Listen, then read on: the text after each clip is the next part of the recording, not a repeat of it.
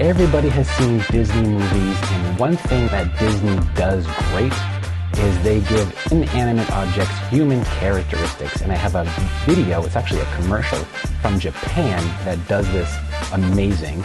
I'm excited to show you that. I'll talk about opening lines of books, and you can make your own holiday because why not? All kinds of companies do it anyway. And a great business idea if you can buy land that's very, very hilly and you can't like build a house on it or anything. So let's start. The first thing is this great commercial. So it's from Japan, so I'm not really going to play the audio because, well, I don't know Japanese. So it starts zooming in on this guy's face who looks rather distressed. And then something falls on his face, and his friend who's sort of next to him laying down says, "What was that?" And he said, "It's poop." And they all start screaming. And you can actually tell that there's dozens, I don't know if there's hundreds, but dozens of guys laying in rows. And then it kind of looks like they're in front of a fire and they're screaming, and they're all together, very, very close, holding hands and going, "Fire." It looks like something out of a Saw movie. And now once again, it's all the same guys. They're laying down next to each other, and it's snowing, and they're all shivering. They're talking about how if they fall asleep, they're going to die. And you can tell they're getting rained on. You'll see where this is going in a second here. They're holding hands. They're all screaming. And he says, "When is this all going to end?" And he says, "I don't know." It's all very dramatic. He says, "You're crying." Once again, this is all in Japanese. I'm reading the captions here. And then it looks like they start shaking, and they said, "It's an earthquake." And all these guys are all, and one of them was about to fall off, and they're holding them. They're all screaming because it's an earthquake, and they're all shaking. And then it fades out, and it says, "Standing strong together." And then it zooms out, and you can see that it's tiles for a roofing company in Japan. So what they did was they gave the tiles on the roof human characteristics, going through all of the things that a tile would go through, bird poop and rain and snow and all that. Suruya, I'm not sure how to pronounce it in Japanese, but it's a great commercial. And so, I was thinking, if your business is going to advertise something or maybe make social media posts, can you humanize something in your organization? Obviously, they did it for roof tiles. So I'm thinking super easy to do it for, let's say, a fence. If you're a fence company, you could do the exact same thing. You could do the same thing, let's say you're like a plant nursery, a garden, something like that. Have people, what do flowers go through? And have people enact that. And also, super easy, if you're a museum or a gallery and you have paintings, can you bring those paintings to life with real human characteristics and emotions and things that humans go through? So, great commercial from Japan. Everything in Japan's kind of crazy. I really like it. So, we're writing a book about our travels, and it occurred to me that a lot of really good books have really good opening lines. So, I pulled a bunch of them over here. I'm just going to read a couple of them. A lot of them are fantastic. So, Charles Dickens, A Christmas Carol. Marley was dead to begin with. Perfect. It was the best of times, it was the worst of times. Another Charles Dickens, A Tale of Two Cities. Alfred Bester, The Stars of My Destination. It says, he was 170 days dying and not yet dead. It paints a picture. This one from Albert Camus, The Stranger. Mama died today, or yesterday, maybe. I don't know. So you can tell where that book's going. I love this. We were somewhere around Barstow on the edge of the desert when the drugs began to take hold. That's Hunter Thompson, Fear and Loathing in Las Vegas. All this happened, more or less. Kurt Vonnegut, Slaughterhouse-Five. The first thing you find out when your dog learns to talk is that dogs don't got nothing much to say. Yeah, I'd imagine. This is a great one. So Lemony Snicket's A Series of Unfortunate Events.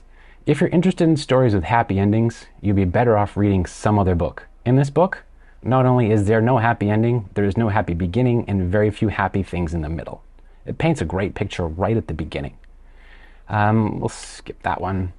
Fahrenheit 451. It was a pleasure to burn. It was a special pleasure to see things eaten, to see things blackened and changed. It's a great way. It says so much about the entire book in that one line. And then one of the best, from 1984. It was a bright, cold day in April, and the clocks were striking 13. You know, that line alone, it's the last part to striking 13. You're like, something is not right here. And that's really what the whole book is about. Like, things are just not right and terrible in that book. So, that was books. Let's talk about holidays. I saw recently that it was it wasn't National Pancake Day, but I saw an ad for National Pancake Day by IHOP. And I thought, of course, IHOP would do that. And then I was thinking, you know, I've seen these sort of weird holidays before, and it feels like people just make them up. And it turns out that's what's happening here. Companies, mostly companies, make it up, mostly for profit. Like the National Pancake Day at IHOP. IHOP just made that up so they have something to talk about on social media, you know, a useful way to have promotions. So Pancake Day, but there's so many of them. How about National Rotisserie Chicken Day? It's crazy, but what was it? It was Boston Market, I think, that made National Rotisserie Chicken Day. But I found so many of them. National Token Reading Day, National Child Free Day, National Hamburger. So there's days and months. National Hamburger Month. I'd imagine the beef industry probably did that. National Golf Month, probably the PGA. Well, this Raspberry Cream Pie Day, probably the raspberry farmers, I'm guessing. I don't know. Type of random dishes. National Lobster Newburgh Day, National Mediterranean Diet Month. So I'd imagine some company maybe is selling boxes or kits or something Mediterranean. Motorcycle Safety Awareness Month, probably a helmet manufacturer. National Egg Month, probably the egg industry. And National Burrito Day, probably Chipotle or something like that. But you don't need, you know, there's no official holiday form to fill out. You don't have to ask for permission. You can make a holiday for whatever your organization is trying to promote. Why not, right? It seems like a great idea, and it's free, and you can make it up, and it'll be unique to you, or at least unique to you to start with, and then maybe other companies will join. But when I realized that how many of these national days and months there were, I was like, what's stopping more people from doing that? Why can't I do that and come up with a holiday? So maybe I will at some point. Stay tuned. So I saw this clip, and so what it is it's go-karts, but they're not powered. They're just powered by gravity. And it's a park. I'm not entirely sure where it is. And you can tell that they're going down, you know, there's a course, it's paved, and it's going down the side of this mountain or hill, and it looks really, really long. But it's genius because if you bought that plot of land, you probably couldn't build a building on it. You probably couldn't build a house because it's so steep.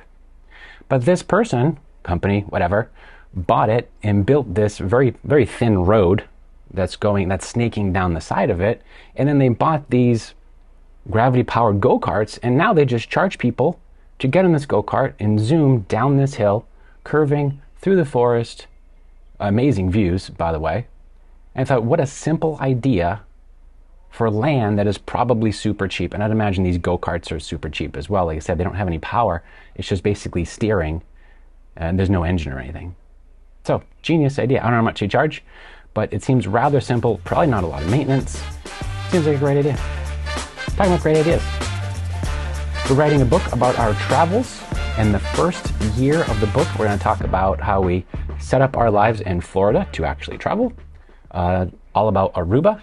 Then we headed over to Croatia, then Italy and Rome, and then Montenegro, and then finally in Greece. It was a crazy year, and we're writing all about it in the book. Watch this show for more information. So that's all for today. Thank you so much for watching. See you next time.